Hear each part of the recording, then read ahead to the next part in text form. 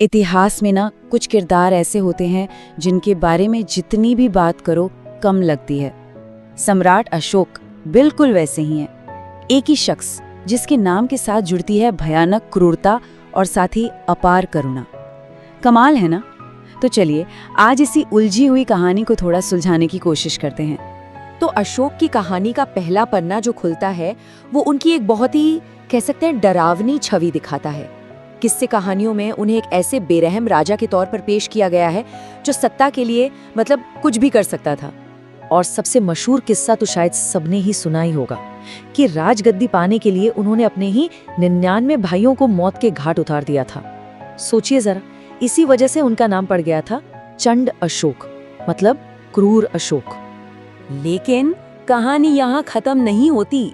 असल में यहाँ से तो एक जबरदस्त ट्विस्ट आता है, क्योंकि अशोक की एक और छवि है और वो इस चंड अशोक वाली छवि से बिल्कुल ही अलग है।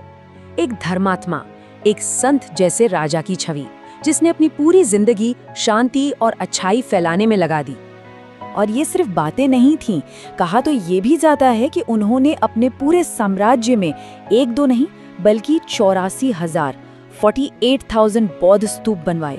ये नंबर ही अपने आप में बताता है कि उनका समर्पण किस लेवल का रहा होगा।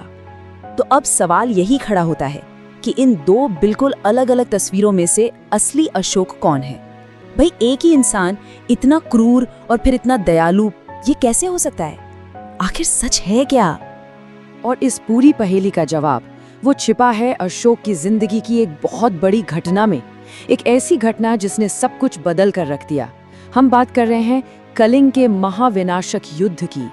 ये वो मोड़ था जिसने सिर्फ अशोक को नहीं बल्कि पूरे इतिहास का रुख बदल दिया। कलिंग पर जीत तो हुई, अशोक जीत गए, लेकिन किस कीमत पर? जंग के मैदान में जो तबाही मची, जो खून खराबा हुआ, उसने सम्राट को अंदर तक हिलाकर रख दिया। कहते हैं उन्हें अपनी ये जीत किसी भी हार से ज्यादा बुरी लगी। अब देखिए, कमाल की बात यह है कि हमें उनके इस पछतावे के बारे में पता कैसे चला, क्योंकि अशोक ने वो किया जो उस दौर में कोई सोच भी नहीं सकता था। उन्होंने अपने दिल की बात, अपना दर्द, अपनी सीख, सब कुछ चट्टानों और खंभों पर लिखवा दिया ताकि सब लोग पढ़ें। ये एक तरह से एक सम्राट का सबके सामने किया गया एक कबूलनामा था। तो कलिंग के बाद अशोक ने एक बिल्कुल नया रास्ता चुना, एक नया फलसफा, एक नया दर्शन अपनाया और उसे ही अपने राजकाज का, अपनी हुकूमत का केंद्र बना लिया। इसे नाम दिया गया धम्म, मतलब धर्म का नियम। अब यहाँ एक बहुत जरूरी बात समझने वाली है। ये कोई धर्म परिवर्तन नहीं था कि अशोक ने कोई नया मजहब अपना लिया हो। नहीं, ये एक तरह का मॉरल कोड था, एक नैतिक संहिता जो किसी भगवान या पूजा पाठ के बारे में नहीं थी, बल्कि इसका फोकस था इंसानियत पर और हर जीव के सम्मान पर। और जरा इसके सिद्धांत देखिए, कितने प्रैक्टिकल हैं। माता पिता और गुरुओं की बात मानना, अपने सेवकों और दासों पर दया करना, किसी भी जानवर की जान न लेना, और ये बहुत अहम है, दूसरे सभी धर्मों और विश्वासों की इज्जत करना, उनके प्रति सहनशील होना। देखा जाए तो ये एक तरह से एक अच्छा इंसान और नागरिक बनने की गाइड बुक थी। और सबसे बड़ी बात पता है क्या है? ये सिर्फ अच्छी बातें या उपदेश नहीं थे। अशोक ने इस पूरे फलसफे को अपनी सरकारी नीतियों का हिस्सा बनाया। उन्होंने अपने शासन करने का तरीका ही जड़ से बदल डाला। ये फर्क देखिए जरा, तो समझ आएगा कि बदलाव कितना जबरदस्त था। उनके दादा चंद्रगुप्त मौर्य के समय में टैक्स चोरी की सजा सीधे मौत थी, और अब अशोक के राज में मौत की सजा पाए कैदी को भी 3 दिन की मोहलत दी जाती थी। इतना ही नहीं, उन्होंने तो ये तक कह दिया था कि जनता की कोई भी समस्या हो तो उनके मंत्री उन्हें कभी भी किसी भी वक्त, चाहे वो खाना खा रहे हों या सो रहे हों, आकर बता सकते हैं। कमाल का बदलाव था ये। इस धम्म को फैलाने के लिए भी उन्होंने बाकायदा एक पूरा सिस्टम तैयार किया। धम्म महामात्र नाम के अफसर नियुक्त किए, जिनका काम ही था लोगों को नैतिकता और सही रास्ते पर चलने की सीख देना। सड़कों के किनारे पेड़ लगवाए, मुसाफिरों के लिए कुएं खुदवाए, और ये बात तो बहुत ही आगे की सोच थी। उन्होंने सिर्फ इंसानों के लिए ही नहीं बल्कि जानवरों के लिए भी अस्पताल बनवाए। तो चलिए अब वापस घूमकर वहीं आते हैं जहां से हमने ये सफर शुरू किया था, वो 99 भाइयों की हत्या वाली कहानी और 84,000 स्तूप वाली बात। अब देखते हैं कि इन किंवदंतियों के बारे में असल ऐतिहासिक सबूत क्या कहते हैं।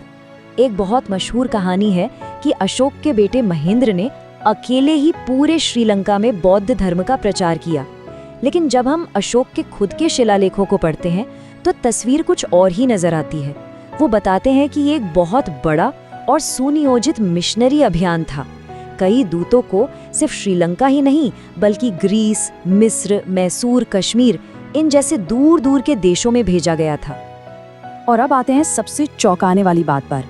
अशोक के बारे में जो सबसे सनसनीखेज कहानियां हैं ना, जैसे वो 99 भाइयों वाली, उनका जिक्र अशोक के अपने किसी भी शिलालेख में है ही नहीं।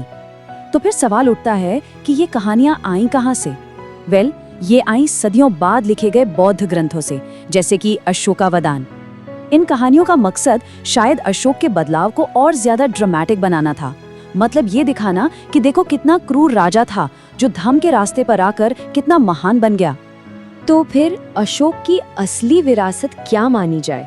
देखिए, ये सिर्फ इतिहास का एक चैप्टर नहीं है, ये तो लीडरशिप, पछतावा और राज करने के तरीके पर एक जबरदस्त केस स्टडी है, जिसकी बातें आज भी की जाती हैं। उनके आखिरी पलों से जुड़ी एक बड़ी खूबसूरत कहानी है। कहते हैं कि जब उनके पास देने के लिए कुछ भी नहीं बचा था तो उन्होंने अपनी आखिरी चीज, एक आंवला, बौद्ध संघ को दान कर दिया। ये सिर्फ एक फल का दान नहीं था, ये इस बात का प्रतीक था कि एक सम्राट की असली दौलत उसका राजपाट या उसकी ताकत नहीं, बल्कि उसके आदर्श और उसका आत्मनियंत्रण होते हैं। और अशोक की पूरी कहानी आखिर में हमें इसी एक बड़े सवाल के सामने लाके खड़ा कर देती है। क्या हिंसा की नींव पर कभी शांति की एक मजबूत विरासत खड़ी की जा सकती है? क्या एक खूनी अतीत को एक महान भविष्य से मिटाया जा सकता है? खैर, उनकी विरासत आज भी हमारे साथ है। हमारे तिरंगे के बीच में जो अशोक चक्र है वो उन्हीं के धम्म चक्र से लिया गया है। और शायद ये हमें हर रोज याद दिलाता है कि एक शासक की सबसे बड़ी जीत किसी जंग के मैदान में नहीं, बल्कि लोगों के दिलों में शांति और भाईचारा कायम करने में होती है।